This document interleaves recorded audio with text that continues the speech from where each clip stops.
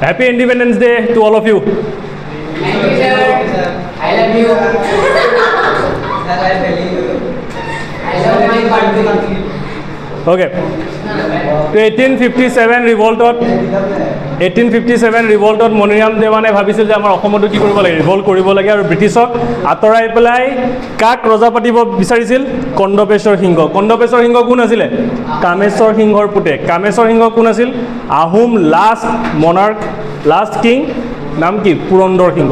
It's and every বস্তু ভালকৈ মন দিবি যাতে MCQ একো মিছ নাযায়। হ'ল কামেশ্বৰ সিংহ কাৰ পুতেক আছিলে? পুৰন্দৰ সিংহৰ পুতেক। আৰু পুৰন্দৰ সিংহৰ নাতিয়েকৰ নাম কি? কন্দপেশ্বৰ সিংহ। প্ৰথম ভাবিছিল মণিৰাম দেৱানে কামেশ্বৰ সিংহক ৰজা পাতিবলৈ, কিন্তু কামেশ্বৰ সিংহ মৰি গ'ল। সেইকাৰণে তেওঁৰ যিটো ল'ৰা পুতেক, তেতিয়া মাত্ৰ বয়স আছিল 17 বছৰ, 17 years। তো ভাবিছিল কন্দপেশ্বৰ সিংহক কি পাতিব? ৰজা পাতিব। কিন্তু সেইটো সপোন হৈ থাকিল। কিহৰ কাৰণে? কাৰণ তেওঁ যিটো প্লেনিং কৰিছিল সেই প্লেনিংটো ব্ৰিটিছে কি কৰিছিল? গম পাই গৈছিলে। তাৰ কাৰণে মণিৰাম দেৱানক কি কৰা হৈছিল? ফাঁচি দিয়া হৈছিল। বাকীখিনি কাক ক'ত ৰখা হৈছিলে? আন্দামানত পঠাই দিয়া হৈছিল, আৰু কিছুমানক কি হৈছিল? লাইফ ইমপ্ৰিজনমেণ্ট দিয়া হৈছিলে, হয় নাই? তো এইখিনি আমি পঢ়িলোঁ। তে মণিৰাম দেৱান আছিল কোন একচুৱেলি? মণিৰাম দেৱানৰ আচল নাম কি? মণিৰাম বৰভাণ্ডাৰ বৰুৱা। মণিৰাম দেৱানৰ আচল নাম কি আছিলে? মণিৰাম বৰভাণ্ডাৰ বৰুৱা। তেওঁ বহুত চোকা মানুহ আছিলে। তেওঁ যেতিয়া ব্ৰিটিছে অসমত আহি পেলাই কি কৰিছিল? ফাৰ্ষ্ট কি কৰিছিল? নতুন ৰেভিনিউ ছিষ্টেমছ বনাইছিলে। কনচেপ্ট ক্লিয়াৰ কৰিবি। নিউ ৰেভিনিউ ছিষ্টেমৰ কাৰণে কি ইমপ্লিমেণ্ট কৰিছিলে? মানি ইমপ্লিমেণ্ট কৰিছিলে। আগত মানি আছিল নেকি? নাছিল। আগত কি আছিলে? পাইক আছিলে। কিন্তু পাইক ছিষ্টেমটো ডিষ্ট্ৰয় কৰি পেলাই মানি ছিষ্টেম আনিছিল কোনে? ব্ৰিটিছে। আৰু তাৰ থ্ৰু দি পেলাই ৰেভিনিউ কালেক্ট কৰিছিল। সেই ৰেভিনিউ কপিখন মেইনটেইন কৰাৰ দায়িত্ব দিছিল মণিৰাম দেৱানক। ৰেভিনিউ চিৰস্তাদাৰ বুলি কয়। ইয়াক কি বুলি কয়? চিৰস্তাদাৰ। যোনে ৰেভিনিউ বুকখন কি কৰে? মেইনটেইন কৰে। কিমান কালেকশ্যন হ'ল, কিমান কি হ'ল, সেই বস্তুখিনি মণিৰাম দেৱানে কৰিছিলে। হ'ল মণিৰাম দেৱানে কিবা কাৰণত সেই তাৰ যিটো পোষ্ট আছিলে সেই পোষ্টটো কি কৰিলে? ৰিজাইন দিলে। ৰিজাইন দি পেলাই 1839ত তেওঁ কি কৰিলে? এটা টি গাৰ্ডেনত 1823ত আমাৰ অসমত টি ডিস্কভাৰ হৈছিল নে নাই? তো 1839ত তেওঁ টি কোম্পানী এটাত জইন কৰিলে। 1839ত আৰু এটা ঘটনা হৈছিল অসমত। কি হৈছিল? আপাৰ আছামত কলেৰা হৈছিলে। 1839ত কি হৈছিলে? কলেৰা। মনত আছে নাই? কলেৰা হৈছিলে 1839, 1847, 1852 এই 3 বছৰত কলেৰা হৈছিল। মনত ৰাখিবি ইয়েৰকেইটা। 1839ত, 1852 আৰু 1847 আৰু 1839তে মণিৰাম দেৱানে টি গাৰ্ডেনত কি কৰিছিল? টি কোম্পানীত জইন কৰিছিলে। টি কোম্পানীত জইন কৰি পেলাই তাৰ পৰা বস্তুখিনি শিকিলে, কেনেকৈ কি কৰিব লাগিব নালাগিব। তাৰপিছতে নিজে 1844ত নিজে কি কৰিলে? এটা টি গাৰ্ডেন বনালে নিজে। 1844ত নিজে টি গাৰ্ডেন বনালে। কিয় বনালে? কাৰণ ব্ৰিটিছে কি কৰিছিলে? বস্তু চাবি হা, ব্ৰিটিছে কি কৰিছিল? যে এগ্ৰিকালচাৰ টেক্স আমি কালেক্ট কৰিম, কিন্তু টি গাৰ্ডেন যোনে কৰিব, টি গাৰ্ডেনৰ লেণ্ড টেক্স আমাক কি নালাগে। টি গাৰ্ডেনৰ লেণ্ড টেক্স এক্সেম কৰা হৈছিলে। মনত আছেনে? ব্ৰিটিছে টি গাৰ্ডেনৰ লেণ্ড টেক্স কি কৰিছিলে? এক্সেম কৰিছিলে। যে টি গাৰ্ডেনৰ পৰা যিটো টেক্স, সেই টেক্স আমি কালেক্ট নকৰোঁ, আমি বেলেগ এগ্ৰিকালচাৰ টেক্সখিনি কি কৰিম? কালেক্ট কৰিম। মণিৰাম দেৱানে যেতিয়া টি গাৰ্ডেন বনালে, কিন্তু মণিৰাম দেৱানৰ পৰাও সেই টেক্স কালেক্ট কৰা হ'ল। মণিৰাম দেৱানৰ খং উঠিবই, সাধাৰণ কথা। য'ত টি গাৰ্ডেনৰ পৰা ব্ৰিটিছে যিটো টি গাৰ্ডেন বনাব, সেই টি গাৰ্ডেনত যিখিনি পিজেণ্টছে কাম কৰিব তাৰ পৰা টেক্স কালেক্ট নকৰে। কিন্তু মণিৰাম দেৱানে যদি টি গাৰ্ডেন বনায় তাৰ পৰা আকৌ টেক্স কালেক্ট কৰিব। তো মণিৰাম দেৱানে মাথা গৰম হ'ব নাই? তো মণিৰাম দেৱানৰ মাথা গৰম। তো মণিৰাম দেৱান আৰু কামেশ্বৰ সিংহ, তেতিয়া ৰজা আছিল কামেশ্বৰ সিংহ। ৰজা বুলি নহয়, মানে ৰাজকীয় হেড আছিল কামেশ্বৰ সিংহ। মণিৰাম দেৱান আৰু কামেশ্বৰ সিংহক কৈছিল যে ঠিক আছে, তহঁতে এইটো বস্তু নামানো, আমি তহঁতক 1000 টকাকৈ পেঞ্চন দিম। 1000 ৰুপিজকৈ পেঞ্চন দিয়াৰ কথা ব্যৱস্থা কৰিছিলে। 1000 ৰুপিজকৈ। কিন্তু কামেশ্বৰ সিংহ আৰু মণিৰাম দেৱানে এইটো বস্তু কি কৰিছিল? এভইড কৰিছিল, যে আমাক 1000 টকা পেঞ্চন আমাক নালাগে, আমি নলওঁ, আমি ব্ৰিটিছৰ আণ্ডাৰত নাথাকোঁ। 1853ত সুপ্ৰিম কোৰ্টৰ চিফ জাষ্টিছ আহিছিল। নাম কি আছিলে? মফত মিল। নাম কি আছিলে? মফত মিল। 1853ত যেতিয়া তেওঁ আহিছিল, তেতিয়া তেওঁৰ তালৈ 2জন মানুহে আৰ্জি পঠাইছিলে, 2জন মানুহে এপ্লিকেশ্যন দিছিলে। এজন আছিল আনন্দৰাম ঢেকিয়াল ফুকন আৰু এজন আছিল মণিৰাম দেৱান। পূৰা ভালকৈ ক্লিয়াৰ কৰিবি। 1853ত কোন আহিছিলে? চিফ জাষ্টিছ কোন? Supreme court. সুপ্ৰিম কোৰ্ট তেতিয়া ক'ত থাকে কলকাতাত সুপ্ৰিম কোৰ্ট আছিলে এতিয়াতো সুপ্ৰিম কোৰ্ট দিল্লী কিন্তু আগতে ক'ত আছিলে কলকাতাৰ সুপ্ৰিম কোৰ্টৰ চিফ জাষ্টিছ নাম কি আছিলে মফট মিল সোমোৱাই লোৱা প্ৰতিটো বস্তু মফট মিল যেতিয়া আহিছিল কিমান চনত আহিছিলে 1853 যেতিয়া আহিছিল তেতিয়া আনন্দৰাম ঢেকিয়াল ফুকন আৰু মণিৰাম দেৱানে লগে লগে তেওঁক দুখন এপ্লিকেশ্যন দিছিলে মন দে আনন্দৰাম ঢেকিয়াল ফুকনে যিখন এপ্লিকেশ্যন দিছিল তাত লিখা আছিল যে ব্ৰিটিছে আমাৰ ওপৰত এনেকুৱা অত্যাচাৰ চলাইছে যে 1851ত কিছুমান গাঁৱৰ পেৰেণ্টছে নিজৰ ল'ৰা ছোৱালীকো বেছি দিয়াৰ অৱস্থা হৈ গৈছিল নিজৰ ল'ৰা ছোৱালীকো বেছি দিছিল 1851ত নিজৰ ল'ৰা ছোৱালীকো কি কৰিছিল বেছি দিছিল এইটো কোনে কৈছিলে আনন্দৰাম ঢেকিয়াল ফুকনে মণিৰাম দেৱানে কি কৈছিলে মণিৰাম দেৱানে এপ্লিকেশ্যনত লিখিছিল যে মই ব্ৰিটিছৰ কাৰণে ইমান কাম কৰিলোঁ কিন্তু ব্ৰিটিছে মোক একো নিদিলে ফাৰ্ষ্ট ছেকেণ্ড কৈছিলে যে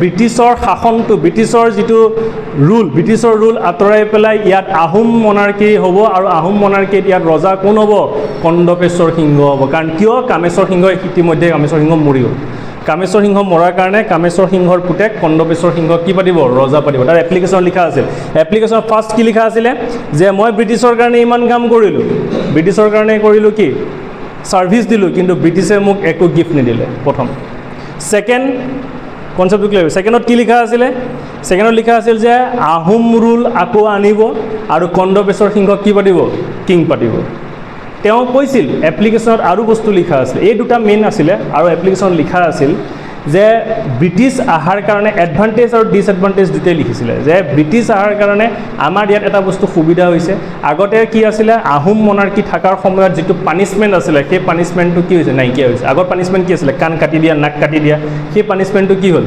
নাইকিয়া হ'ল প্ৰথম কিন্তু ব্ৰিটিছ অহাৰ কাৰণে আমাৰ ওপৰত টেক্সৰ যিটো বোজা হেভি যিটো বস্তু পৰিছে সেই বস্তুটো কি হেভি ড'জেছ অফ টেক্সেছ এইটো কোনে কৈছিলে মণিৰাম দেৱানে কৈছিলে মণিৰাম দেৱানে কি কৈছিলে যে আহোম মনাৰ্কীৰ সময়ত আমাৰ যিটো পানিছমেণ্ট সেই পানিছমেণ্টটো কমি গৈছে এইটো ভাল বেয়াটো কি আছিলে যে আমাৰ ওপৰত টেক্স বহুত বেছি পৰিছে আমাৰ চব ক্ষেত্ৰত টেক্স লোৱা হৈছে হাউচিং টেক্স লোৱা হৈছে এগ্ৰিকালচাৰ টেক্স লোৱা হৈছে লেণ্ড টেক্স লোৱা হৈছে গতিকে আমাৰ ওপৰত টেক্সটো কি হৈছে বেছি হৈছে টেক্সটো কি কৰিব লাগে কমাব লাগে কিন্তু মফট মিলে চিম্পেথি দেখুৱাটো দূৰৰে কথা উল্টা মণিৰাম দেৱানক কি কৈছিল পানিছ কৰিবলৈ কৈছিল যে হি ইজ পানিছেবল তাক পানিছ কৰিব লাগে কথাটো বুজি পালে নাই ই দেশদ্ৰোহী ইয়াক পানিছ কৰিব লাগে ই ব্ৰিটিছৰ এগেইনষ্টত মাত মাতিছে তো মফট মিলে একো চিম্পেথি দেখুওৱা নাছিলে কুৱেশ্যন সুধিব পাৰে যে মফট মিলে মণিৰাম দেৱানৰ এপ্লিকেশ্যন কিবা চিম্পেথি দেখাইছিল নেকি একো চিম্পেথি দেখুওৱা নাছিলে উল্টা মিছবিহেভ কৰিছিলে যে এইটো হি ইজ পানিছেবল মেন কথাটো বুজি পালি সেইকাৰণে মণিৰাম দেৱানে প্ৰথমতে ব্ৰিটিছৰ এগেইনষ্টত নাছিলে তেতিয়া মণিৰাম দেৱানে লাহেকৈ ব্ৰিটিছৰ এগেইনষ্টত হ'ল আৰু ব্ৰিটিছৰ এগেইনষ্টত হৈ পেলাই তেওঁ কলিকতাত গুচি গ'ল কলিকতাত গৈ পেলাই তেওঁ এজন বেংগলী কি আছিলে মুক্তিয়াৰ নাম কি আছিলে মধু মালিকৰ লগত লগ হৈ পেলাই তেওঁ প্লেনিং কৰিলে যে অসমৰ পৰা ব্ৰিটিছ খেদাব কিন্তু কিবা লাভ হ'ল নেকি লাভ নহ'ল ফেইলাৰ হ'ল আৰু ফেইলাৰ হোৱাৰ কাৰণে 1858ৰ 26 ফেব্ৰুৱাৰী ডেট মনত ৰাখিবি 26 ফেব্ৰুৱাৰীত মণিৰাম দেৱানক কি কৰা হৈছিলে ফাঁচি দিয়া হৈছিলে 1858ত মণিৰাম দেৱানক কি কৰা হৈছিলে ফাঁচি দিয়া হৈছিলে হ'ল মণিৰাম দেৱানৰ পৰা এইখিনিৰ পৰা আমাৰ শ্বৰ্ট কুৱেশ্যনছ বা MCQ কাৰণে ভেৰি ইম্পৰ্টেণ্ট মণিৰাম দেৱানৰ আচল নাম কি আছিলে মণিৰাম বৰভাণ্ডাৰ বৰুৱা নাম কি আছিলে মণিৰাম বৰভাণ্ডাৰ বৰুৱা তেওঁ চিৰস্তাদাৰ হিচাপে কোনটো ইয়াৰত কাম কৰিছিল 1828ত চিৰস্তাদাৰ আছিলে ফাৰ্ষ্ট কাম 1828 কি কাম চিৰস্তাদাৰৰ কাম কি একে ষ্টৰী নিচিনা শুন মূৰত সোমোৱা 1828ত চিৰস্তাদাৰৰ কাম কি আছিলে ৰেভিনিউ বুকখন কি কৰা মেইনটেইন কৰা চিৰস্তাদাৰ মানে ৰেভিনিউ বুকটো কি কৰা মেইনটেইন কৰা এইটো হ'ল 1820 1839ত তেওঁ কি কৰিছিলে টি কোম্পানীত জইন কৰিছিলে ব্ৰিটিছ টি কোম্পানীত কি কৰিছিল জইন কৰিছিল 1844ত তেওঁ নিজে টি গাৰ্ডেন বনাইছিলে কিন্তু টেক্স দিয়াৰ কাৰণে তেওঁ ব্ৰিটিছৰ এগেইনষ্টত গুচি গ'ল লাষ্টত পেঞ্চন কিমান টকা পাইছিলে 1000 ৰুপিজকৈ কোনে পাইছিলে মণিৰাম দেৱান আৰু কামেশ্বৰ সিংহ নট কন্দপেশ্বৰ সিংহই 500 টকা পেঞ্চন পাইছিলে কামেশ্বৰ সিংহই 1000 টকা পেঞ্চন পাইছিল ডিফাৰেঞ্চটো বুজ কামেশ্বৰ সিংহই কিমান টকা পাইছিলে বাপেকে 1000 টকা পুতেকে 500 টকা মনত ৰাখিবি বাপেকে কিমান পাইছিলে 1000 টকা পেঞ্চন আৰু পুতেকে কিমান পাইছিলে 500 টকা লৈছিল নেকি পেঞ্চন লোৱা নাছিল কিন্তু কন্দপেশৰ সিংহই পেঞ্চন লৈছিলে বাপেকে পেঞ্চন লোৱা নাছিলে পুতেকে পেঞ্চন লৈছিলে 500 টকা পেঞ্চন ক্লিয়াৰ বস্তুটো ভালকৈ মন দি দিবি হ'ল মফত মিল কেতিয়া আহিছিলে 1853 মফত মিল আহিছিলে মফত মিল কোন আছিলে chief justice of supreme court ক'ত আছে কলকাতা কিন্তু মফত মিলত এপ্লিকেশ্যনছ কোনে কোনে দিছিলে আনন্দৰাম ঢেকিয়াল ফুকন আৰু মণিৰাম দেৱান আনন্দৰাম ঢেকিয়াল ফুকনে কি কৈছিলে যে 1851ত আমাৰ অসমৰ মানুহে কি কৰিছিলে পেৰেণ্টছে নিজৰ ল'ৰা ছোৱালীক বেছি দিছিল বুলি কৈছিলে application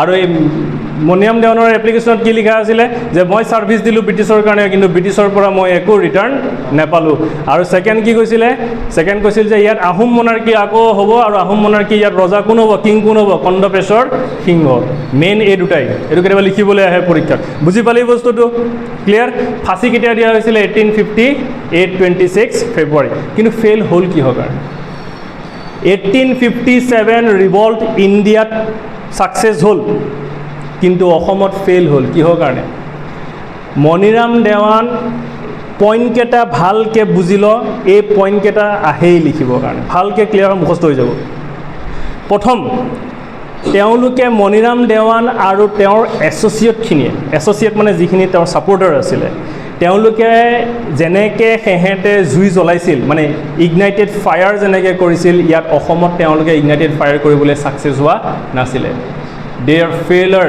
two ignited fire in Assam অসমত কি ইগনাইটেড ফায়াৰ কৰিবলৈ কি কৈছিল ছাকচেছ হোৱা নাছিলে কিয় হোৱা নাছিল ৰিজন কি আছিলে কাৰণ ফাৰ্ষ্ট ৰিজন এতিয়া ৰিজনকেইটা ভালকৈ মনত দে প্ৰথম ৰিজন আছিলে the number of rebel of in Assam is very small rebel তই ব্ৰিটিছৰ এগেইনষ্টত যুদ্ধ কৰিব গৈ আছ তই ব্ৰিটিছৰ এগেইনষ্টত গৈ আছ তই বাংলাদেশীৰ এগেইনষ্টত যোৱা নাই তই ব্ৰিটিছৰ এগেইনষ্টত গৈ আছ তই বাংলাদেশী নাছিলে কিন্তু ব্ৰিটিছৰ এগেইনষ্টত যাবৰ কাৰণে সৰু সুৰা মানুহ দি পেলাই কাম নহ'ব তাত বহুত বেছি মানুহ লাগিব কিন্তু বেছি মানুহ নাছিলে লিডাৰ কোন কোন আছিলে মণিৰাম দেৱান আছিলে মধু মালিক আছিলে দ্যুতিৰাম বৰুৱা আছিলে পিয়লি বৰুৱা আছিলে খুব বেছি কম তাৰপিছতে শেখ ফৰ্মুদ আলী আছিলে গাঁওবুঢ়া বাহাদুৰ গাঁওবুঢ়া আছিলে এইকেইটাই লিডাৰ আছিলে এইকেইটা লিডাৰ হৈ লৈ পেলাই কি তই ব্ৰিটিছৰ এগেইনষ্টত কি যুদ্ধ কৰিবি নেকি নাই এতিয়া ফাৰ্ষ্ট ৰিজন কি আছিলে number of rebel in Assam is very small first reason অসমত ৰেবেলৰ সংখ্যা বহুত কম আছিলে অকল মণিৰাম দেৱানৰ ছাপৰ্টাৰ অকল যোৰহাট আৰু শিৱসাগৰত আছিলে প্ৰত্যেকটো বস্তু মূৰত সোমাই লয় ছাপৰ্টাৰ ক'ত আছিলে অকল যোৰহাট আৰু শিৱসাগৰত আছিলে the number of there supporter only Jorhat and কি শিৱসাগৰ হাৰ্ডলি ছাপৰ্ট দাত মানে ছাপৰ্ট পোৱাই নাছিলে মানে ক'ব গ'লে Maniram Dewan did not supported from Kamrup Nagaon and Guwahati Kamrup Nagaon আৰু গুৱাহাটীৰ পৰা কোনো ছাপৰ্ট পোৱা নাছিলে তো ফাৰ্ষ্ট ৰিজন মূৰত সোমোৱা ফাৰ্ষ্ট ৰিজন কি হ'ল the number of rebel in Assam is very small হ'ল অসমৰ ৰেবেলৰ সংখ্যা কি বহুত কম আছিলে the number of rebel in Assam is very small Maniram Dewan did not supported from Kamrup Guwahati and কি নগাঁও ছাপৰ্ট অকল তেওঁ ছাপৰ্টাৰ অকল ক'ত আছিলে যোৰহাট আৰু শিৱসাগৰত আছিলে তো যোৰহাট আৰু শিৱসাগৰত ছাপৰ্টাৰ লৈ পেলাই কি গোটেই অসমত ৰেবেল কৰিব পাৰিব নেকি নোৱাৰে ফাৰ্ষ্ট ফেইলাৰ মোৰ থাকিল ফাৰ্ষ্ট ফেইলাৰ কি আছিলে number of rebel in Assam is very small second failure very important failure they are failed to understand the importance of time very important যিকোনো ক্ষেত্ৰত আমি পৰীক্ষা দিয়াৰ ক্ষেত্ৰত আমি যে পঢ়ি আছোঁ মেট্ৰিকৰ কাৰণে আমি সময়ৰ মূল্যটো যদি বুজি নাপাওঁ তেনেহ'লে আমি পৰীক্ষাত ভাল হ'ব নেকি নহয় ছেইম বস্তু সেহেঁতে সময়ৰ ইম্পৰ্টেঞ্চটো বুজি পোৱা নাছিলে সেহেঁতে প্ৰিপেৰেশ্যন ঠিকেই কৰিছিলে যুদ্ধ কৰিবলৈ প্ৰিপেৰেশ্যন ঠিকেই কৰিছিলে তই প্ৰিপেৰেশ্যন ঠিকেই কৰি আছ পৰীক্ষাৰ কাৰণে কিন্তু ৰিভিজনছ নোহোৱাৰ কাৰণে তই পৰীক্ষাৰ কি হৈ গ'ল তোৰ বেয়া হৈ গ'ল ছেইম বস্তু they are failed to understand the importance of time সেহেঁতে importance of time to কি বুজি পোৱা নাছিলে যাৰ কাৰণে after completions of preparations for the revoltৰ কাৰণে completions মানে সিহঁতৰ প্ৰিপেৰেশ্যন কমপ্লিট হোৱাৰ পিছতো কি হৈছিলে সিহঁতে failed begin in time সময়ত কি হৈ গৈছিল ফেইল হৈ গৈছিলে কথাটো বুজি পালি নে তে ছেকেণ্ড ৰিজনছ কি আছিলে ছেকেণ্ড ৰিজন আছিলে they are fail to understand the importance of time. সেইকাৰণে ইম্পৰ্টেঞ্চ অফ টাইম, টাইমৰ ইম্পৰ্টেঞ্চটো বুজি পোৱা নাছিলে কাৰণে ব্ৰিটিছে বহুতখিনি টাইম পাইছিলে ডিফেন্সৰ কাৰণে। তো British government gain much time to কি ডিফেন্সৰ কাৰণে এটা বহুত টাইম পাই গৈছিলে। কথাটো বুজি পালি? এইটো হ'ল ছেকেণ্ড ফেইলৰ। ছেকেণ্ড ফেইলৰ কি আছিলে? ফাৰ্ষ্ট ফেইলৰ কি আছিলে? Number of rebel in Assam is very small. Maniram Dewan did not get any support from কি নগাঁও, কামৰূপ এণ্ড গুৱাহাটী। ছেকেণ্ড ফেইলৰ কি আছিলে? They are fail to understand the importance of কি time after completions of preparations for the revolt fail to begin in time. সময়ত সেনেকৈ কি হৈ গৈছিল? ফেইল হৈ গৈছিলে। হ'ল থাৰ্ড, ভেৰি ইম্পৰ্টেণ্ট। থাৰ্ডটো কি আছিলে? যোনে এই অৰ্গেনাইজেশ্যনৰ লিডাৰ আছিলে, চিফ অৰ্গেনাইজাৰ, ৰিভল্ট অসমৰ ৰিভল্টৰ কাৰণে চিফ অৰ্গেনাইজাৰ কোন আছিলে? মণিৰাম দেৱান। যদি তই ইয়াত ৰিভল্ট কৰি আছ আৰু লিডাৰটো যদি ইয়াত নাথাকে তেনেহ'লে ৰিভল্ট কেনেকৈ হ'ব? আজি ধৰি লওক মই প্ৰটেষ্টৰ কাৰণে তহঁতক মাতিছোঁ যে আমি প্ৰটেষ্ট কৰিম, লিডাৰ মই আৰু ময়েই ইয়াত নাই, তহঁতৰ মাথা মুণ্ডত কিবা সোমাব কেনেকৈ কৰিম, কি নকৰিম, পুলিচৰ লাঠি দাণ্ডা নাখাবি? তেনেহ'লে ছেইম বস্তু হৈছিল মণিৰাম দেৱানৰ ক্ষেত্ৰত, কাৰণ মণিৰাম দেৱান ইয়াত নাছিল। মণিৰাম দেৱান ক'ত আছিলে? Far away from Assam. Maniram Dewan was far away from Assam, বহুত দূৰত আছিল। আৰু তেওঁ ইয়াৰ পৰা চিঠি লিখি পঠাইছিলে ইয়ালৈ যে এনেকৈ ৰিভল্ট কৰিব লাগিব, এনেকৈ ৰিভল্ট কৰিব লাগিব। তে সেই চিঠিখিনি কোনে পাইছিলে? কোনে পাইছিলে? নাম ক, কোনে পাইছিলে? প্ৰিন্সিপাল এছিষ্টেণ্ট কেপ্টেইন কোন? হলৰয়ড। লগে লগে লিংক লগা, হলৰয়ডে পাইছিল। আৰু হলৰয়ডে কাক কৈছিলে? লথেলক কৈছিল নে নাই যে এৰেষ্ট কৰ? আৰু সেইকাৰণে ছেপ্টেম্বৰৰ 7 তাৰিখে যোৰহাটত গৈ কণ্ডপেশ্বৰ সিংহক এৰেষ্ট কৰিছিলে। মনত পৰিছে? যোৰহাটৰ 7 ছেপ্টেম্বৰত গৈ পেলাই কি কৰিছিলে? এৰেষ্ট কৰিছিলে। মনত পেলাই। আৰু মণিৰাম দেৱানক কলিকতাত কি কৰা হৈছিলে? এৰেষ্ট কৰা হৈছিল। আচ্ছা, এৰেষ্ট কৰি ক'ত ৰাখিছিলে? আলিপুৰ জেল। কণ্ডপেশ্বৰ সিংহক ক'ত ৰাখিছিল? আলিপুৰ জেল। আৰু মণিৰাম দেৱানকো ক'ত ৰাখিছিলে? আলিপুৰ জেল। মনত ৰাখিবি বস্তুবিলাক। তো থাৰ্ডটো কি আছিলে? যে Maniram the chief organiser of this revolt ডেটছ Maniram Dewan was far away from কি আছাম, বহুত দূৰত আছিলে। নেক্সট পইণ্টটো, মণিৰাম দেৱান আৰু তাৰ এছ'চিয়েটখিনিয়ে আমাৰ যিটো ছ'চাইটিৰ গোটেই কমিউনিটিৰ মানুহখিনিক লোৱা নাছিলে, অল ছেকশ্যন মানুহখিনিক কি কৰা নাছিলে? ইনভলভ কৰা নাছিলে। মানে Maniram Dewan and there associate never involve the all sections of the society. ভালকৈ বুজ। অকল কাক লৈছিলে? এৰিষ্টক্ৰেট, পুৰোহিত। মনত আছে নাই? পুৰোহিতক লৈছিলে। পুৰোহিতক কিয় লৈছিলে? পুৰোহিত কিয় আছিলে? কাৰণ সিহঁতৰ মাটিবিলাক ব্ৰিটিছৰ আণ্ডাৰত গৈছিলে। এৰিষ্টক্ৰেটৰ মানুহখিনিক কিয় লৈছিলে? কাৰণ সিহঁতক কি কৰিছিল? স্লেভাৰীত কি কৰিছিল? ডেষ্ট্ৰয় কৰিছিলে। স্লেভাৰী কেতিয়া ডেষ্ট্ৰয় কৰিছিলে? 1843 কি কৰা হৈছিলে? স্লেভাৰী ডেষ্ট্ৰয় কৰা হৈছিলে। বস্তুবিলাক লিংক লগাবি। 1843 স্লেভাৰী কি কৰা হৈছিল? ডেষ্ট্ৰয় কৰা হৈছিল। সেইকাৰণে এৰিষ্টক্ৰেটৰ মানুহখিনি কি কৰা হৈছিলে? ধৰা হৈছিল। লৈছিলে নাই? পিজেন্টছবিলাকক লৈছিলে। কিয় পিজেন্টছবিলাকক লৈছিলে? কাৰণ সিহঁতৰ ওপৰত কি পৰিছিল? টেক্স পৰিছিলে। কিন্তু মিডিল কাষ্ট মানুহ ক'ত গ'ল? সেইকাৰণে মিডিল কাষ্ট মানুহৰ পৰা কোনো চিম্পেথি পোৱা নাছিলে এইটো ৰিভল্টত। আৰু বিশেষকৈ নগাঁও, কামৰূপ আৰু দৰঙৰ যিখিনি মিডিল কাষ্ট ফেমিলি আছে, সেই মিডিল কাষ্ট মানুহখিনিয়ে আহোম মনাৰ্কীৰ লাইফষ্টাইল জীয়াব বিচৰা নাছিলে। সিহঁতে বিচাৰিছিল বেংগলী, মিডিল কাষ্ট বেংগলী লাইফষ্টাইল জীয়াবৰ কাৰণে, নতুন মডাৰ্ণ লাইফষ্টাইল জীয়াবৰ কাৰণে। আহোম মনাৰ্কী লাইফষ্টাইল জীয়াব বিচৰা নাছিলে। তো এইটো এটা ফেইলাৰ হয়নে নাই? ফেইলাৰ কি আছিলে? যে Maniram Dewan and his associate never introduce বা never involve the all sections of the কি ছ'চাইটি। গোটেই ছ'চাইটিৰ গোটেই ছেকশ্যন মানুহখিনি কি কৰা নাছিলে? ইনভলভ কৰা নাছিলে। হ'ল এইটো এটা পইণ্ট। নেক্সট পইণ্ট কি আছিলে? এটা ছিক্ৰেচি মেইনটেইন কৰিব পৰা নাছিলে। ছিক্ৰেচি, যিটো ছিক্ৰেচি আছে, the rebel are failure to maintain their secrecy. Rebel of Assam failure to maintain their কি secrecy. সিহঁতৰ যিটো ছিক্ৰেচি, ৰিভল্টৰ যিটো ছিক্ৰেচি, সেই ছিক্ৰেচিটো মেইনটেইন কৰা নাছিলে। মানে ধৰি লওক মই আজি তাক ক'লোঁ যে আজি এনেকৈ ৰিভল্টটো এনেকৈ কৰিম, তাক ব্ৰিটিছে ৱাইন খুৱাই দিলে, মদ খুৱাই পেলাই কৈ দিলে বোলে কি হৈছে, সি বকি দিলে। তে ব্ৰিটিছ গভৰ্ণমেণ্ট কেম টু ন' জানিছিল অল দ্য এণ্টায়াৰ কনস্পাইৰেচি, গোটেই ভিতৰুৱা কথাখিনি কি কৈছিল গম পাই গৈছিলে। And they success to suppress the revolt. বুজি ল, পইণ্টটো বুজ। আহোম বোলে চৰি, অসমৰ যিখিনি rebel, the rebel of Assam fail হৈছিলে। কি ফেইল হৈছিলে? মেইনটেইন দেয়াৰ চিক্ৰেচি মেইনটেইন কৰা। চিক্ৰেচি মেইনটেইন কৰাটো কি হৈছিল? ফেইল হৈছিল, যাৰ কাৰণে the British government came to know' the entire conspiracy, ভিতৰুৱা কনস্পাইৰেচিখিনি সিহঁতে কি কৰিছিল গম পাইছিলে। ভিতৰুৱা কনস্পাইৰেচি যদি গম পায় তেনেহ'লে ৰিভল্টটো ছাপ্ৰেছ কৰিব পাৰিবনে নোৱাৰে? সিহঁতে গম পাবনে যে ৰিভল্টটো কেনেকৈ হ'ব? ব্ৰিটিছ আগতেই গম পাইছিল যে ৰিভল্ট কি হ'ব, ক'ত হ'ব, কেনেকৈ হ'ব। কিয়? জেনকিনেতো আগতে গম পাইছিল।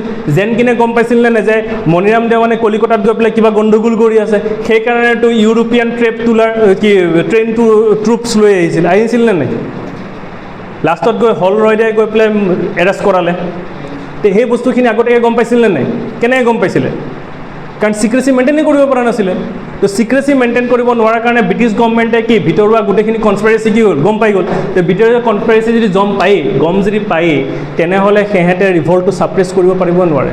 চ' British government success to suppress the revolt, সেইকাৰণে ৰিভল্টটো কি কৰিলে? ছাপ্ৰেছ কৰিবলৈ সিহঁতে ছাকচেছ হৈ গ'ল। হ'ল এটা ভেৰি ইম্পৰ্টেণ্ট, আৰ্ম আৰু এমুনিশ্যনছ নাছিলে। Had no' access arm and ammunitions. আৰে তৰোৱাল লৈ পেলাই ব্ৰিটিছৰ লগত যুদ্ধ কৰিব, আলু কাটা চুৰি লৈ পেলাই ব্ৰিটিছৰ লগত যুদ্ধ কৰিব। ব্ৰিটিছে আনিব বন্দুক আৰু টপ লৈ আহিব, আৰু আমাৰ আলু কাটা চুৰি বোলে এইটো যুদ্ধ হ'ল। আৰ্ম আৰু এমুনিশ্যন, আমাৰ ইয়াত বন্দুক নাছিলতো। ব্ৰিটিছ সেই আহোম মনাৰ্কীত বন্দুক আছিলে। আহোম মনাৰ্কীত কি আছিলে? বন্দুক হাতেৰে বনাব। এতিয়া বস্তুটো চা, গুলি ক'ত পাব, বাৰুদ ক'ত পাব? তেতিয়া প্লেনিং কৰিছিল মণিৰাম দেৱানে কলিকতাত গৈ পেলাই প্লেনিং কৰিছিলে। মণিৰাম দেৱানে কলিকতাত গৈ প্লেনিং কৰিছিল যে দুৰ্গা পূজাৰ সময়ত মই বন্দুক আনিম, দুৰ্গা পূজাৰ টাইমত মই বন্দুক লৈ আহিম, আমি ৰিভল্ট কৰিম। বুজি ল, দুৰ্গা পূজাৰ টাইমত শুনি ল, দুৰ্গা পূজাৰ টাইমত চা মণিৰাম দেৱানে দুৰ্গা পূজাৰ টাইমত বন্দুক অনাৰ কথা আছিলে, কিন্তু তাৰ আগতে মণিৰাম দেৱান ছেপ্টেম্বৰত কি হৈ গ'ল? এৰেষ্ট হৈ গ'ল নে নাই? তো সেইটো মানে আৰ্ম আৰু এমুনিশ্যনছ নাছিলে যিমানখিনি ৰিকুৱাৰ্ড লাগে। গম পাইছে নাই? The rebel had no' access arm and ammunitions as required. যিমানখিনি লাগে সিমানখিনি আৰ্ম আৰু এমুনিশ্যনছ কি নাছিলে। গম পাইছনে? এইটো এটা ফেইলাৰ একদম। আৰু এটা ফেইলাৰ হৈ গ'ল কি, যিখিনি ইণ্ডিয়ান চলজাৰ ব্ৰিটিছ আৰ্মিত কাম কৰিছিলে, the Indian soldiers of British army posted in Assam, যিখিনি ইণ্ডিয়ান চলজাৰে ব্ৰিটিছ আৰ্মিত কাম কৰিছিল, অসমত যিখিনি পোষ্ট আছিলে, সেহেঁত এই ৰিভল্টৰ বেকবোন হ'ব লাগিছিল। কাৰণ সেহেঁতৰ তাতেহে বন্দুক আছে, সেহেঁত হ'ল ট্ৰেইন, সেহেঁতে জানে কেনেকৈ কৰিব লাগে, কি কৰিব লাগে, কি কৰিব নালাগে। ইণ্ডিয়াত ছাকচেছ কিয় হ'ল? মংগল পাণ্ডে কোন আছিলে? চিপাহী আছিল নে নাই? মংগল পাণ্ডে চিপাহী আছিল। মংগল পাণ্ডে দুজনক উৰাই দিছিল, হগেছন এণ্ড বগ। ব্ৰিটিছ সুবেদাৰ হগেছন আৰু বগক কি কৰিছিল? উৰাই দিছিল। আৰু বাকী যিমানখিনি চিপাহী আছিল গোটেই চিপাহীখিনি আহি গৈছিল, ব্ৰিটিছে ভয় খাইছিলে। আমাৰ ইয়াত যিখিনি চিপাহী আছে কাম নাই, সেহেঁতে কোনো বেকবোন হোৱাই নাছিলে। সেহেঁতে অসমৰ ৰিবেলকেইটাক ছাপোৰ্ট কৰাই নাছিল, যেনেকৈ মেৰুত, দেলহি আৰু লক্ষ্ণৌত ছাপোৰ্ট কৰিছিলে। বুজি ল, পইণ্টটো বুজ। কি আছিলে? The Indian soldiers of British Army posted in Assam did not backbone of the revolt. Revolter backbone hua nasile. The rebel of Assam did not get any supported from the soldiers as Meerut, Delhi and Lucknow. Bujilo. কি কৈছোঁ মই? Indian চলজাৰ যিখিনি British আণ্ডাৰত কাম কৰিছিলে সেহেঁতে এই ৰিভল্টৰ কাৰণে বেকবোন হ'ব লাগিছিল। সেইটোৱে কয় যে Indian soldiers of British army posted in Assam did not form the backbone for the revolt. এই ৰিভল্টৰ কাৰণে সিহঁতে বেকবোন হোৱা নাছিলে, মানে হেল্প কৰা নাছিলে। আৰু ৰেবেলছ অফ আছাম, অসমৰ যিখিনি ৰেবেলছ মানে বুজি পাওঁ, যোনে বিদ্ৰোহী কৰি আছে, rebels of Assam did not get any support, কোনো ছাপোৰ্ট পোৱা নাছিলে ফ্ৰম দি চলজাৰ্ছ, এই চলজাৰৰ পৰা, এজ মেৰুত, দেলহি এণ্ড লক্ষ্ণৌ। মেৰুত, দেলহি আৰু লক্ষ্ণৌত চলজাৰবিলাকে যেনেকৈ ছাপোৰ্ট দিছিলে তেনেকৈ ছাপোৰ্ট ইয়াত দিয়া নাছিলে। তো this is the failures of the revolt, যাৰ কাৰণে কি হ'ল? ফেইল হ'ল। বৰ মনত থাকিল নে পইণ্টকেইটা? তো ফাৰ্ষ্ট পইণ্ট কি আছিলে? নিজে বুজিব। ফাৰ্ষ্ট পইণ্ট কি আছিলে? অসমত ৰেবেলৰ সংখ্যা কম আছিলে the number of rebel in Assam is very small support অকল ক'ৰ পৰা পাইছিলে যোৰহাট আৰু শিৱসাগৰ কামৰূপ নগাঁও আৰু গুৱাহাটীৰ পৰা ছাপোৰ্ট পোৱা নাছিল ছেকেণ্ড ফেইলাৰ কি আছিলে they are fail to understand the কি ইম্পৰ্টেঞ্চ অফ টাইম সিহঁতে টাইমৰ ইম্পৰ্টেঞ্চ বুজি পোৱাই নাছিলে যাৰ কাৰণে সিহঁতৰ প্ৰিপেৰেশ্যন কমপ্লিট হোৱাৰ পিছতো সময়ত কি হৈ গৈছিল ফেইল হৈ গৈছিলে ক্লিয়াৰ বস্তুটো থাৰ্ড পইণ্ট কি আছিল যিজন চিফ অৰ্গেনাইজাৰ আছিলে এই ৰিভল্টৰ তেওঁ কলিকতাত আছিলে বহুত দূৰত আছিলে তাৰপিছত কি আছিলে নেক্সট আছিল যে মণিৰাম দেৱান আৰু তেওঁৰ এছ'চিয়েটবিলাকে ছ'চাইটিৰ গোটেই মানুহখিনিক কি কৰা নাছিলে ইনভলভ কৰা নাছিলে যাৰ কাৰণে মিডিল ক্লাছ মানুহখিনিয়ে চিম্পেথি দেখুওৱা নাছিল নেক্সট কি আছিলে ৰেবেলবিলাকে নিজৰ চিক্ৰেচি মেইনটেইন কৰিব পৰা নাছিল fail to maintain their secrecy maintain কৰিব পৰা নাছিল যাৰ কাৰণে British government came to know' the all entire conspiracy গোটেইখিনি ভিতৰুৱা কথা কি কৈছিল গম পাই গৈছিলে ভিতৰুৱা কথা গম পোৱাৰ কাৰণে ৰিভল্টটো কি কৰিছিল ছাপ্ৰেছ কৰিছিলে নেক্সট কি আছিলে আৰ্ম আৰু আমুনিশ্যনছ নাছিলে আৰ্ম আৰু আমুনিশ্যন নাথাকাৰ কাৰণে এইটো এটা ফেইলাৰ নেক্সট কি আছিলে যে যিখিনি ছ'লজাৰ্ছ আছিল ছ'লজাৰ্ছখিনিয়ে আমাৰ ইয়াত হেল্প কৰা নাছিলে যেনেকৈ মেৰুত দেলহি আৰু লক্ষ্ণৌত কি কৰিছিলে হেল্প কৰিছিলে ক্লিয়াৰ বস্তুটো ডাউট আছে যিটো ৰিভল্ট 1857ৰ ৰিভল্টটোতো আমাৰ কি নহ'ল ছাকচেছটো নহ'ল কিন্তু ইয়াৰ পৰা কিছুমান পজিটিভ পইণ্টটো আহি গ'ল পজিটিভ পইণ্ট কি হ'ল যে অসম এতিয়া এটা হিষ্ট্ৰী কৰিলে অসমে কি হিষ্ট্ৰী কৰিলে the history of Assam is that the Assam was associate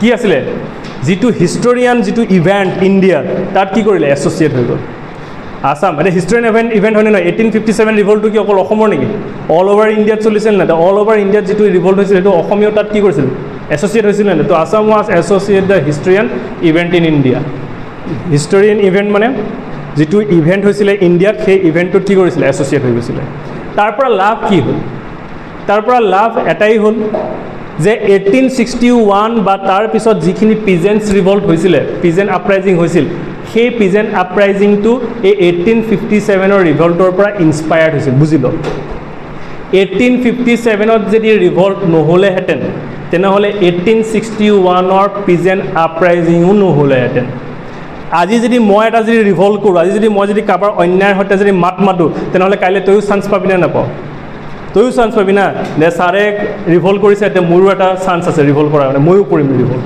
তে ৰিভল্ট হোৱাৰ কাৰণে 1857 ৰিভল্ট হোৱাৰ কাৰণে পিজনছখিনিয়ে কি পাইছিল সাহ পাইছিল পিজনছখিনি ইনস্পায়াৰ হৈছিল ক'ৰ পৰা ইনস্পায়াৰ হৈছিল 1857 ৰিভল্টৰ পৰা ইনস্পায়াৰ হৈছিল যাৰ কাৰণে 1861ত কি হৈছিল পিজেণ্ট আপৰাইজিং হৈছিল হ'ল এইটো হৈছে ফাৰ্ষ্ট পজিটিভ পইণ্ট কি আছিলে যে 1861ৰ ৰিভল্টটো 1861ৰ যিখিনি পিজেণ্ট ৰিভল্ট সেইখিনি ইনস্পায়াৰ হৈছিল ক'ৰ পৰা 1857 ৰিভল্টৰ পৰা ছেকেণ্ড ইম্পৰ্টেণ্ট হৈ গ'ল কি হিন্দু আৰু মুছলিমে কমিউনিটিয়ে ইউনিটি হৈ পেলাই কি কৰিছিল ইউনাইটেড হৈ ৰিভল্টত কি কৰিছিলে যোগ দিছিলে এই দুটা পইণ্ট তো ফাৰ্ষ্ট পইণ্ট কি হ'ল ফাৰ্ষ্ট পইণ্ট হ'ল 1861ৰ পিজেণ্ট আপৰাইজিংখিনি ইনস্পায়াৰ হৈছিল ক'ৰ পৰা 1857 ৰিভল্টৰ পৰা ছেকেণ্ড হ'ল হিন্দু মুছলিম কমিউনিটিয়ে কি কৰিছিলে একলগ হৈ ইউনাইটেড হৈ পেলাই কি কৰিছিল ৰিভল্টটো কৰিছিলে কথাটো বুজি পালি দুটা পইণ্ট ক্লিয়াৰ এতিয়া আমি আহোঁ পিজেণ্ট আপৰাইজিংটো ছাৰ ৰাইজ অফ পিজেণ্ট ৰিভল্ট ইন আছাম মন দে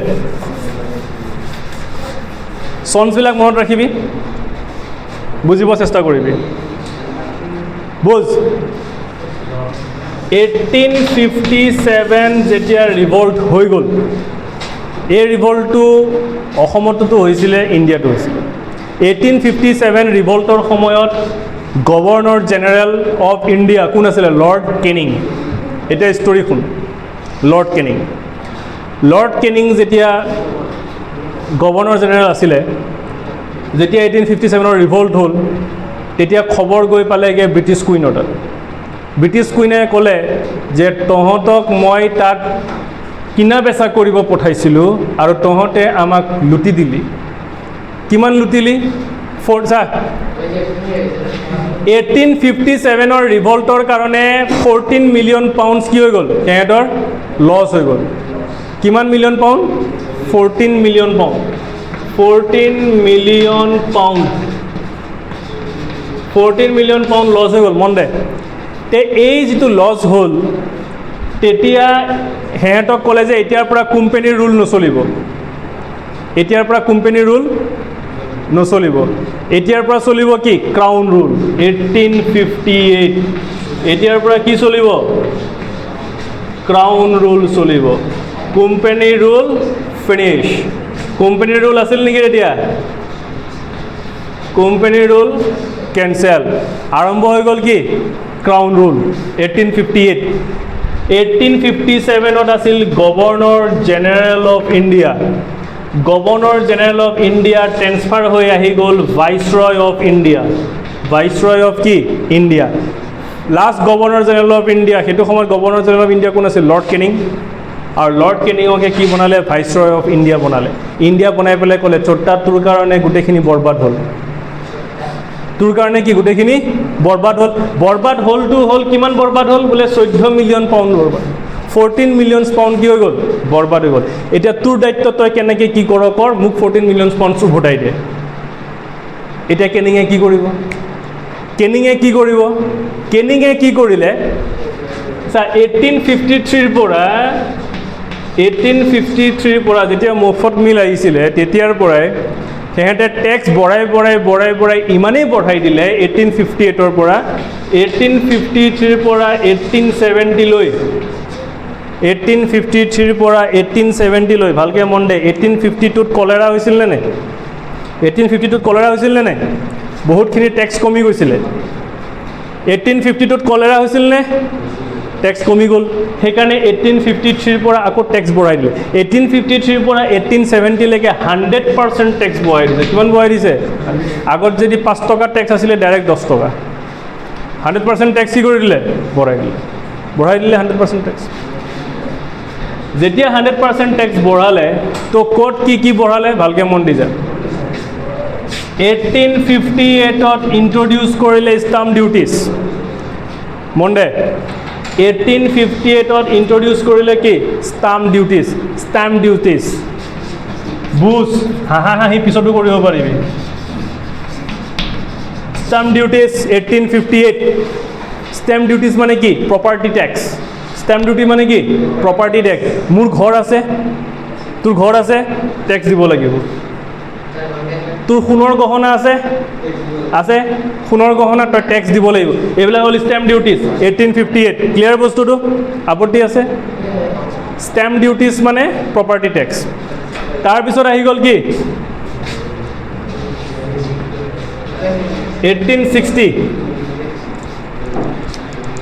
1860ত কি টেক্স আনিলে ছাৰ 1860ত আনিলে ইনকাম টেক্স তই ইনকাম কৰি আছ তই টেক্স দিব লাগিব ইয়াৰ পৰা কুৱেশ্যন সুধিব সেইকাৰণে মন দে 1860ত কি টেক্স আনিলে ইনকাম টেক্স আনিলে লগতে লাইচেঞ্চ টেক্স কি তই ঘৰ বনাবলৈ তোক কাঠ লাগিব বাঁহ লাগিব নালাগে আগততো ইটা মাটি ঘৰটো ইমান নাছিলে কাঠ লাগিব বাঁহ লাগিব তই জংঘলৰ পৰা কাঠ আৰু বাঁহ কাটিব লাগিব তই জংঘলৰ পৰা যদি কাঠ আৰু বাঁহ আন তাৰ কাৰণে তই টেক্স দিব লাগিব এইটো হ'ল লাইচেঞ্চ টেক্স ক্লিয়াৰ তই হাবিৰ পৰা কিবা বস্তু কাটি আন তই টেক্স দিবই লাগিব হ'ল তে ফাৰ্ষ্ট কি টেক্স আনিলে 1860ত কি টেক্স আনিছে ইনকাম টেক্স লাইচেঞ্চ টেক্স হ'ল তোৰ ঘৰত গৰু ছাগলী আছে তই পথাৰত ঘাঁহ খাব লাগিব পথাৰত যে ঘাঁহ খাইছ সেই ঘাঁহ খোৱাৰ কাৰণেও টেক্স দিব লাগিব গ্ৰেজিং টেক্স কি টেক্স ইনকাম টেক্স আৰু কি টেক্স আছিলে লাইচেঞ্চ টেক্স গ্ৰেজিং টেক্স এতিয়া বোলে কোনোবাই ক'লে আচ্ছা ঠিক আছে পথাৰত গৰুৱে ঘাঁহ খালেহে টেক্স দিব লাগিব তে গৰুৱে ঘাঁহ নাখায় মই ঘাঁহ কাটিম তেতিয়া ব্ৰিটিছে ক'ব তোৰ ঘাঁহটো কাৰ কাৰণে কাটিছ তই খাবি বোলে নাখাওঁ গৰুৱে খাব টেক্স দিব লাগিব দে মানে তই ঘাঁহ কাটিলে টেক্স দিবই বোলে ঘাঁহ কাৰ কাৰণে কাটি আছে গৰু ছাগলী খাবৰ কাৰণে কাটি আছে তো গ্ৰেজিং টেক্স হ'ল নগাঁও দৰং আৰু গুৱাহাটী নগাঁৱতে পায় চব বস্তু নগাঁৱতে যিমান যি আছে চাই ল নগাঁও কামৰূপ দৰঙত এক্সাইজ টেক্স লগাই দিছে যা এক্সাইজ টেক্স মানে কি জানো নাজানো? হা এক্সাইজ টেক্স মানে কি? এক্সাইজ টেক্স মানে কি? আজি মই মোৰ এইটো আণ্ডাৰত মই মোৰ এইখিনি মাটি আছে, মই মাটিত যিমান যি বস্তু প্ৰডাকশ্যন কৰিম সেই প্ৰডাকশ্যন যে মই কৰিছোঁ সেইকাৰণেও টেক্স দিব লাগিব। আজি যদি মই যদি ইয়াত যদি কিবা যদি প্ৰডাকশ্যন কৰোঁ সেই প্ৰডাকশ্যনৰ নামত কি দিব লাগিব? টেক্স দিব লাগিব। এইটো কি টেক্স? Excise tax. কি টেক্স? কথা পাতি নাথাক, কষ্ট হয় বহুত। হা অঁ, তই যদি খালী মাটি পৰি আছে লেণ্ড টেক্স দিবি, তই যদি প্ৰডাকশ্যন কৰ প্ৰডাকশ্যন টেক্স দিবি, মানে তই টেক্স দিবই লাগিব। এই চা মই বোলে ক'ত আছোঁ? ঘৰত আছোঁ, তাৰ কাৰণে ষ্টাম্প ডিউটিজ দিব লাগিব। বস্তুটো বুজ না বগীতাতকৈ। বস্তুটো কি টেক্স দিব লাগিব? এক্সাইজ টেক্স নহয়, এক্সাইজ টেক্স হৈছে প্ৰডাকশ্যন কৰাৰ কাৰণে। তোৰ ঘৰ আছে, তই ষ্টাম্প ডিউটিজ দে, দিলি। ঘৰ বনাবৰ কাৰণে হাবিৰ পৰা কাঠ আনিবি, তাৰ কাৰণে তই লাইচেঞ্চ টেক্স দে। তোৰ ঘৰ চা, আগতে আমাৰ অসমখন বা ইণ্ডিয়াখন কি হয়? এগ্ৰিকালচাৰ দেশ হয়। আমাৰ ইয়াৰ মানুহে এগ্ৰিকালচাৰ কৰি জীয়াই থাকে না, সেইকাৰণেতো ইয়াৰ ওপৰত টেক্স। তোৰ খালী মাটি আছে, তই লেণ্ড টেক্স দে। তই ইয়াত এগ্ৰিকালচাৰ কৰিছ, প্ৰডাকশ্যন কৰিছ, তাৰ কাৰণে তই এক্সাইজ টেক্স দে। মানে চবতে টেক্স। তো 1858ত কি টেক্স আনিছিলে? ষ্টেম্প ডিউটিজ হ'ল। 1860ত কি আনিছিলে? Income tax, license tax, grazing tax. Nagaon, Kamrup এইবিলাকত, নগাঁও, দৰঙত এইবিলাকত কি কৰিছিলে? এক্সাইজ টেক্স আনিছিলে, এক্সাইজ ডিউটিজ আনিছিলে। তাৰপিছত কি কৰিলে? আমাৰ ইয়াত আপাৰ আছামত এখন নদী আছে, সোৱণশিৰি নদী বুলি কয়। নাম শুনিছ? সোৱণশিৰি। সোৱণশিৰি নদীত সোণ পায়। সোৱণশিৰি নদীত কি পায়? সোণ পায়। এনেকুৱা কিছুমান নদী আছে য'ত সোণ পায়। তই গ'ল্ড যদি কালেক্ট কৰ, গ'ল্ড কালেক্ট কৰিলি, তই নদীৰ পৰা মাছ মাৰিলি, তই টেক্স নহয়, তাক অকশ্যন কৰিব লাগিব। অকশ্যন মানে কি? চৰকাৰক কমিশ্যন দিব লাগিব। অকশ্যন মিনছ কি? চৰকাৰক দিব লাগিল না, ব্ৰিটিছ গভৰ্ণমেণ্টক দিব লাগিল। এতিয়া মোক এটা কথা ক, নদীখন আমাৰ অসমৰ, মাছ আমাৰ অসমৰ, আৰু কমিশ্যন দিব লাগিব ব্ৰিটিছক। মাথা গৰম হ'বই নহয়? এতিয়া তই এটা ভাব, এটা পিজেন্স, এটা খেতিয়কৰ নিজৰ মাটি আছে, ইমানখিনি মাটি, বেচেৰাই এইখিনি জেগাত ঘৰ বনাব, তাৰ কাৰণে সি দিব লাগিলে ষ্টেম্প। কি দিব লাগিলে? ষ্টেম্প ডিউটিজ দিব লাগিলে প্ৰপাৰ্টি টেক্স। ইয়াত সি প্ৰডাকশ্যন কৰিব বস্তু প্ৰডাকশ্যন কৰাৰ কাৰণে তাত কি দিব লাগিলে? এক্সাইজ টেক্স দিব লাগিলে। এইখিনি মাটিৰ কাৰণে সি লেণ্ড টেক্স দিব লাগিলে। লেণ্ড টেক্স, এগ্ৰিকালচাৰ টেক্সটো আগৰ পৰাটো চলিয়ে আছে, সেইকেইটা আগৰ পৰাটো দিয়েই আছে। তাৰ উপৰি আৰু এক্সট্ৰাকৈ দি আছে এইকেইটা। এই লেণ্ডৰ কাৰণে টেক্স দিছেই, এগ্ৰিকালচাৰৰ কাৰণে টেক্স দিছেই, তাৰ উপৰি আকৌ এক্সট্ৰাকৈ দি আছে। সি ঘৰ বনাবৰ কাৰণে হাবিৰ পৰা বস্তু আনিব, তাৰ কাৰণে টেক্স দিব লাগিলে, লাইচেঞ্চ টেক্স। তো কিমান টেক্স দিব? কিন্তু আজি যদি নেচাৰেল ডাইজেষ্টাৰ হয়, ইয়াত বানপানীয়ে যদি উঠাই নিয়ে, তেনেহ'লে গভৰ্ণমেণ্টে একো দিয়া নাছিলে। Government did not take any decisions for the failure of this due to the natural disaster. Natural ডাইজেষ্টাৰৰ কাৰণে যদি কিবা যদি প্ৰব্লেম হয়, সেই প্ৰব্লেমৰ কাৰণে কোনো ষ্টেপ লোৱাই নাছিলে। কোনো ষ্টেপ লোৱা নাছিলে। ষ্টেপ লৈছিলে? নাই। যদি কিবা বেমাৰ হয়, বেমাৰত যদি মানুহ যদি মৰে, তাৰ কাৰণে যদি কিবা যদি ক্ষতি হয়, তাৰ কাৰণেও কোনো ষ্টেপ লোৱা নাছিলে। এতিয়া মোক তই এতিয়া চা, আজি আমাক আমাৰ লগতো ছেইম হৈ আছে। গভৰ্ণমেণ্টে আমাক টেক্স দি আছে নাই? আজি পেট্ৰল তই কিমানত কিনি আছ? বস্তুৰ দাম বাঢ়ি আছেনে নাই? বস্তুৰ দাম বাঢ়ি আছে নাই? বস্তুৰ দাম বাঢ়ি আছে, আমি বস্তু দি আছোঁ, চৰকাৰক টেক্স দি আছোঁ, ইফালে পেট্ৰল বঢ়াইছে, পেট্ৰলৰ টেক্স দিছে, বেমাৰ হৈ আছে, মেডিচিন দিছে, মেডিচিনৰ দাম বঢ়াইছে, মেডিচিনতো টকা গৈ আছে। মানুহ জ্বলি আছেনে নাই? মানুহে প্ৰটেষ্ট কৰি আছেনে নাই? কৰি আছে না প্ৰটেষ্ট। সেইকাৰণে লাষ্টত মানুহবিলাক যেতিয়া উগ্ৰ হৈ যায় না, তেতিয়া প্ৰটেষ্ট ষ্টাৰ্ট হয়। আৰু লগে লগে পিজেন্টছবিলাকৰ মাথা গৰম হৈ গ'ল। পিজেন্টছবিলাকে ভাবিছে এনেকৈ নহ'ব, 1857ৰ ৰিভল্ট যিটো হৈছিলে, আকৌ সেই ৰিভল্ট হ'ব লাগিব। তেতিয়া পিজেন্টছবিলাকটোতো ইমান শিক্ষিতও নাছিলে। পিজেন্টছবিলাকে ভাবিছে আমি অকলে অকলে কেনেকৈ কৰিম, তাৰ মানে আমি এটা জেগাত একগোট হ'ব লাগিব। এখন গাঁৱৰ এই মানুহখিনিক কি বুলি কয়? ৰাইজ বুলি কয়। যেতিয়া সিহঁতে এটা জেগাত গোট হয়, সেইটো হৈ যায় ৰাইজ মেল। ৰাইজ মেলটো কোনোবা এটা প্ৰেচিডেণ্ট বা কোনোবা এটা ছেক্ৰেটাৰীয়ে ষ্টাৰ্ট কৰিব লাগিব নালাগে সেই প্ৰেচিডেণ্ট বা ছেক্ৰেটাৰী কোন কোন আছিলে গাঁওবুঢ়া গোসাঁই আৰু কোন আছিলে গাঁওবুঢ়া আছিলে গোসাঁই আছিলে গাঁওবুঢ়া বা গোসাঁই কি কৰিছিল বুজিলে গাঁওবুঢ়া বা গোসাঁই বুলি কয় সেহেঁতে কি কৰিছিল লিড লৈছিলে ৰাইজ মেল বুজি পালি ৰাইজ মেল হৈছে পিজেণ্টছবিলাকক একলুক কৰিছে অকল পিজেণ্টছ বুলি নহয় ৰাইজ মেল কি হয় ৰাইজ মেল হয় কি তই ভালকৈ বুজ পঞ্চায়ত যেনেকৈ বহে গাঁৱত যদি কিবা এটা প্ৰব্লেম হয় সেই প্ৰব্লেমটো আমাৰ গাঁৱৰ মানুহবিলাকে মিলি পেলাই ছল্ভ কৰে নকৰে গাঁওবিলাকত দেখা নাই বিশেষকৈ বিহাৰ চিহাৰবিলাকত কি হয় কোনোবাই যদি কিবা যদি ক্ৰাইম কৰে তেনেহ'লে কি কৰে ৰাইজবিলাক যিবিলাক বহি পেলাই তাত মেল পাতে নে নাপাতে তাত কোনোবা মানুহ চেয়াৰত বহি থাকে নে নাথাকে বাকীবিলাক মানুহ ৰাইজত বহি থাকে নে নাথাকে এইটো হ'ল ৰাইজ মেল এতিয়া প্ৰব্লেমবিলাক ছল্ভ কৰে এটা হৈছে কি হয় তেওঁলোক এইবিলাক হৈছে ইণ্টিমেট পাৰ্ট হয় ৰাইজ মেল হোৱাট ইজ ৰাইজ মেল is the intimate part of the Assam rural life Assam rural লাইফৰ এটা ইণ্টিমেট কি হয় পাৰ্ট হয় পাৰ্টিকুলাৰলি এহেঁতে কি কৰে প্ৰব্লেম ছল্ভ কৰে এইটো ক'ৰ পৰা চলি আছে আহোম ডাইনেষ্টিৰ পৰা চলি আছে কেতিয়ালৈকে ব্ৰিটিছলৈকে বুজি পালি এইটো হ'ল ৰাইজ মেল কেনেবাকৈ যদি কুৱেশ্যনছ সোধে ৰাইজ মেল কি ৰাইজ মেল is the intimate part of the Assam rural life particularly solving the problems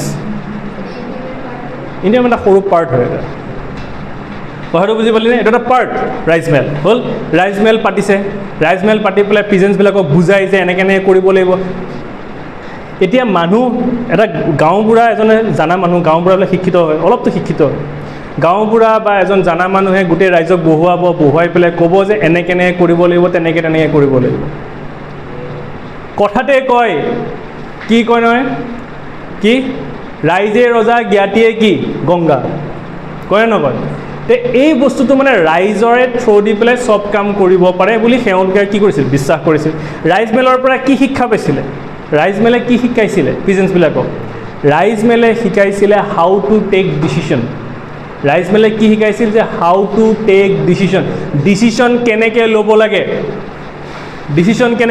এইটো শিকাইছিলে আৰু কি শিকাইছিলে আৰু শিকাইছিল যে ডেম'ক্ৰেটিকেলি ডিচিশ্যনবিলাক কেনেকৈ ইমপ্লিমেণ্ট কৰিব লাগে গভৰ্ণমেণ্টৰ আগত how to implement their democratic decisions in front of the government ৰাইজ মেলে কি শিকাইছিলে ৰাইজ মেলে শিকাইছিল পিজেণ্টছবিলাকক কি শিকাইছিলে যে হাউ টু টেক ডেম'ক্ৰেটিক বা পাব্লিক ডিচিশ্যন পইণ্ট এইকেইটা মন দে ৰাইজ মেলে কি শিকাইছিল যে how to take public decision কেনেকৈ ল'ব লাগে second how to implement their democratic decision in front of government কেনেকৈ গভৰ্ণমেণ্টৰ আগত সিহঁতৰ ডিচিশ্যনবিলাক ইমপ্লিমেণ্ট কৰিব লাগে ৰাইজ মেলে এই দুটা বস্তু শিকাইছিল ক্লিয়াৰ ৰাইজ মেলে কি শিকাইছিলে how to take public decision second কি শিকাইছিলে হাউ টু ইমপ্লিমেণ্ট কেনেকৈ ইমপ্লিমেণ্ট কৰিব লাগে কি ইমপ্লিমেণ্ট কৰিব লাগে ডেম'ক্ৰেটিক ডিচিশ্যন ডেম'ক্ৰেটিক মানে কি মোৰ নিজৰ পাৰ্চনেল ডিচিশ্যন নেকি সব মানুহৰ decision public decision that means democratic ডিচিশ্যনটো কেনেকৈ ইমপ্লিমেণ্ট কৰিব লাগে কাৰ আগত গভৰ্ণমেণ্টৰ আগত তো ৰাইজ মেল কি ৰাইজ মেল is the intimate part of কি আছাম ৰুৰেল লাইফ আছিল নে আছামৰ particularly solving the problems right from the কি আহোম মনাৰ্কি টু দ্য কি ব্ৰিটিছ গভৰ্ণমেণ্ট আহোম মনাৰ্কি বা ব্ৰিটিছ গভৰ্ণমেণ্টলৈ চলি থকা এটা ইণ্টিমেট পাৰ্ট হয় ৰাইজ মেলে কি শিকাইছিলে ৰাইজ মেল is the intimate part of the কি ৰাইজ মেল is the intimate part of Assam rural life particularly solving the problems right from Ahom monarchy to British government Ahom মনাৰ্কিৰ পৰা ব্ৰিটিছ গভৰ্ণমেণ্টলৈ চলি থকা এটা ইণ্টিমেট পাৰ্ট হয় হ'ল কি শিকাইছিল ৰাইজ মেলে কি শিকাইছিলে how to take public decision কেনেকৈ ল'ব লাগে আৰু কি শিকাইছিলে how to implement their democratic decision in front of গভৰ্ণমেণ্টৰ আগত কেনেকৈ নিজৰ ডিচিশ্যনটো ইমপ্লিমেণ্ট কৰিব লাগে ক্লিয়াৰ বস্তুটো এইখিনিলৈকে বুজি পালি নে ডাউট আছে